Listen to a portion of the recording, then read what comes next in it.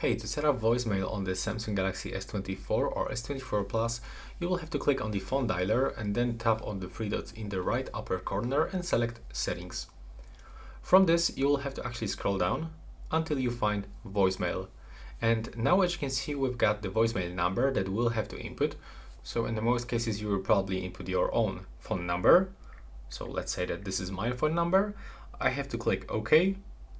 And now I have to go into the next option, that's the notifications. And as you can see, in my case, I've got only one SIM card, so I cannot set it up for the second one. And from this, we can actually find the default notification sound for our voicemail, and we can quickly change it by selecting any other the default sound. Unfortunately, we cannot set up the custom one. So let's say that I want to switch for this one.